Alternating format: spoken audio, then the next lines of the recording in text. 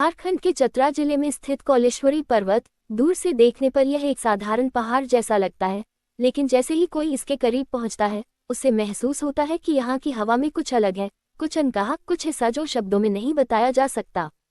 पेड़ों की सरसराहट, ठंडी हवा के झोंके और चारों तरफ फैली शांति, ये सब मिलकर एक ऐसा वातावरण बनाते हैं जैसे ये स्थान किसी रहस्य को अपने अंदर छुपाए बैठा हो।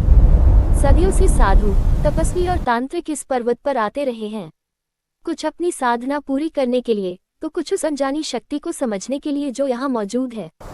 लेकिन इस पर्वत का सबसे बड़ा आकर्षण है बुदेश्वर महादेव का मंदिर और उस मंदिर के गर्भगृह में स्थित वह अद्भुत शिवलिंग जो जमीन को छुए बिना हवा में झूलता रहता है। कहते हैं बहुत समय पहले जब ये पर्वत इतना प्रसिद्ध नहीं था तब यहाँ सिर्फ घना जंगल हुआ करता था। उस समय इस स्थान पर एक महान तपस्वी आए थे, ऋषि बुदेश्वर। उनका एक ही लक्ष्य था, भगवान शिव के साक्षात दर्शन करना।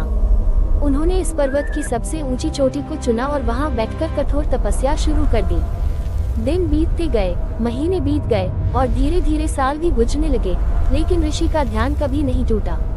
न उन्हें भूख का एहसास हुआ, न प्यास का, बस उनके होठों पर एक ही मंत्र था, ओम नमः शिवाय। समय के साथ उनकी तपस्या इतनी शक्तिशाली हो गई कि पूरा पर्वत उस ऊर्जा को महसूस करने लगा। कभी अचानक तेज हवाएं चलने लगती, कभी आसमान में बिना कारण बिजली चमक उठती और कभी कभी तो ऐसा लगता जैसे खुद धरती कांप रही हो। लेकिन ऋषि अपनी साधना में लीन रहे, उन्हें किसी भी चीज का भय नहीं था। फिर एक रात पूर्णिमा का चांद आसमान में अपनी पूरी चमक के साथ जगमगा रहा था। चारों तरफ गहरी शांति थी। अचानक आकाश में एक तेज प्रकाश प्रकट हुआ। वह प्रकाश धीरे धीरे नीचे उतरने लगा और सीधे ऋषि बुदेश्वर के सामने आकर रुक गया। उस प्रकाश में एक दिव्य आकृति दिखाई देने लगी। वह कोई और नहीं, स्वयं भगवान शिव थे। उनकी आंखों में अनंत शांति थी, उनके चारों ओर एक अद्भुत ऊर्जा प्रवाहित हो रही थी। जैसे ही ऋषि ने उन्हें देखा, वे उनके चरणों में गिर पड़े। उनकी आंखों से आंसू बहने लगे। वर्षों की तपस्या आज सफल हो चुकी थी। भगवान शिव ने उन्हें उठाया और मुस्कुराते हुए कहा, ऋषि, तुम्हारी भक्ति और तपस्या ने मुझे प्रसन्न किया है। बताओ, तुम क्या चाहते हो? ऋषि ने विनम्रता से उत्तर दिया, प्रभु, मैं कुछ नहीं चाहता, बस इतना चाहता हूँ कि आपकी ये दिव्य शक्ति हमेशा इस स्थान पर बनी रहे, ताकि आने वाले युगों में भी लोग आपकी उपस्थिति को महसूस कर सकें।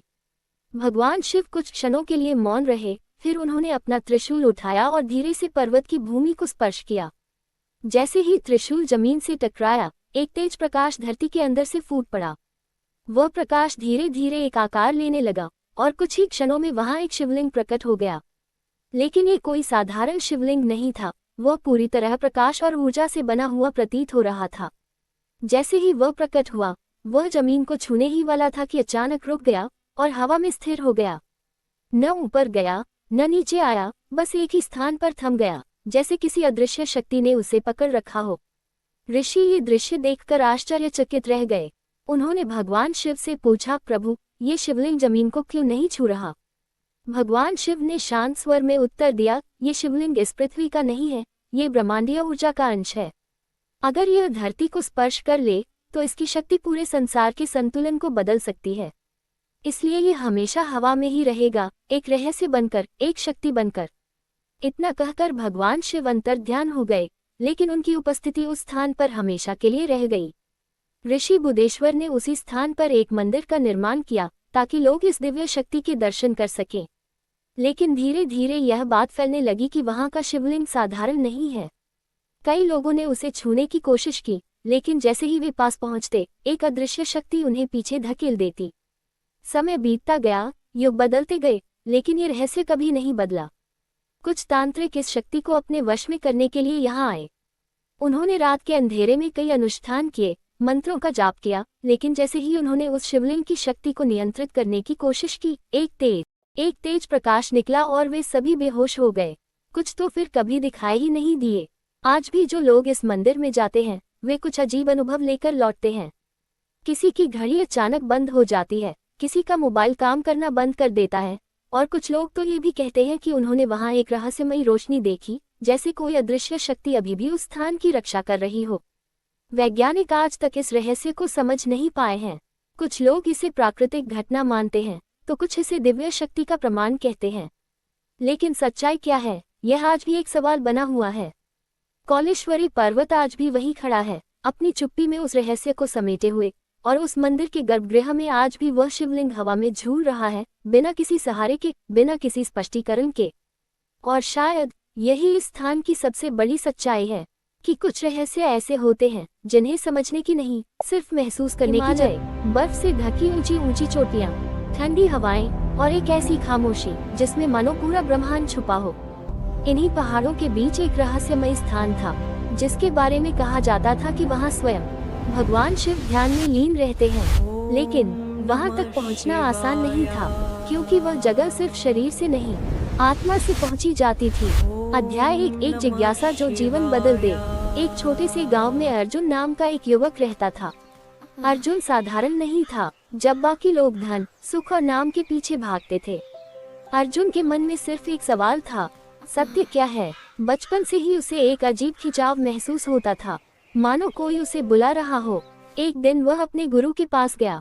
गुरुदेव, क्या सच में महादेव के ऐसे रहस्य हैं जिन्हें दुनिया नहीं जानती? गुरु ने गहरी सांस ली और बोले, हाँ अर्जुन, लेकिन उन्हें जानने के लिए तुम्हें खुद को खोना पड़ेगा।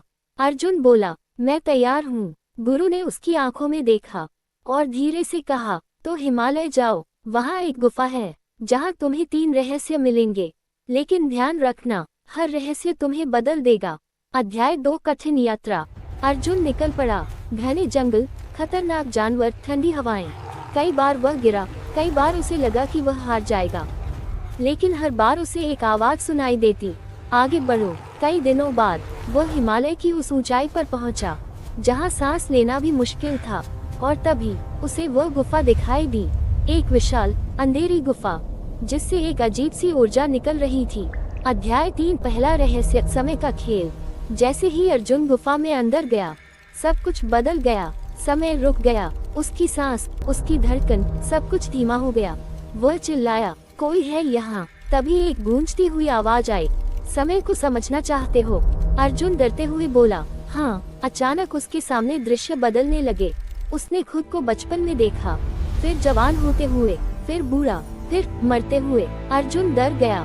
यह क्या है? आवाज आई, ये समय है जो तुम्हें जन्म से मृत्यु तक ले जाता है। अर्जुन बोला, तो क्या हम समय के गुलाम हैं? आवाज मुस्कुराए, नहीं, जो समय को समझ लेता है वह उसका स्वामी बन जाता है। अचानक अर्जुन ने देखा, भूत, वर्तमान और भविष्य तीनों एक साथ मौजूद हैं। उसी पल उसे पहला रहस्य समझ आया। महादेव समय से परे हैं।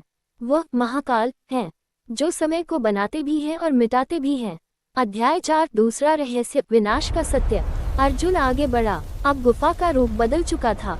चारों तरफ आग थी, पहाड़ टूट रहे थे, धरती फट रही थी। वह डर गया, सब कुछ खत्म हो रहा है। तभी आवाज आई, यह अंत नहीं है। अर्जुन चिल्लाया, तो फिर क्या है? आवाज गूंज उठी, ये शुरुआत है। अर्जुन ने ध्यान से देखा, जहाँ आग थी वहीं से नए पेड़ उग रहे थे, जहाँ विनाश था वहीं से जीवन जन्म ले रहा था। तभी अर्जुन की आंखें खुली। विनाश बुरा नहीं है, वह एक नए सृजन का मार्ग है। महादेव का तांडव खत्म करने के लिए नहीं, बल्कि नया बनाने के लिए होता है। अध्याय 5 तीसरा रहस्य, असली रूप। अब अर्जुन गुफा के अंतिम हिस्से में पहुंचा। वहां एक तेज प्रकाश था, इतना तेज कि आंखें खुली रखना मुश्किल था। वह धीरे धीरे आगे बढ़ा और जो उसने देखा, उसे देखकर वह हैरान रह गया। वहां कोई रूप नहीं था, न शरीर, न चेहरा, बस ऊर्जा, अनंत, असीम, शांत। अर्जुन बोला, महादेव कहाँ हैं? तभी आवाज आई, मैं ही सब हूँ। अर्जुन बोला, मैं आपको देख क्यों नहीं पा रहा? आवाज बोली, क्योंकि मैं देखने की चीज नहीं, महसूस करने की शक्ति हूँ। अर्जुन ने आंखें बंद की और तभी उसे अपने अंदर वही ऊर्जा महसूस हुई, शांति, प्रकाश, शक्ति। उसी पल उसे तीसरा रहस्य समझ आया। महादेव कोई रूप नहीं, बल्कि पूरे ब्रह्मांड की ऊर्जा है, जो हर जीव के अंदर मौजूद है। अध्याय 6 वापसी। जब अर्जुन गुफा से बाहर आया, वह पहले जैसा नहीं था। उसकी आंखों में गहराई थी, उसके चेहरे पर शांति थी। गांव के लोग उसके पास आए, क्या तुमने महादेव को देखा? अर्जुन मुस्कुराया और बोला, महादेव को देखा नहीं, महसूस किया जाता है। अंतिम संदेश, पावरफुल एंडिंग। समय तुम्हें बदलता है, विनाश तुम्हें मजबूत बनाता है और ऊर्जा तुम्हें जीवित रखती है। और ये तीनों महादेव के ही रूप हैं। अगर आप सच में महादेव को पाना चाहते हैं तो बाहर नहीं, अपने अंदर खोजिए।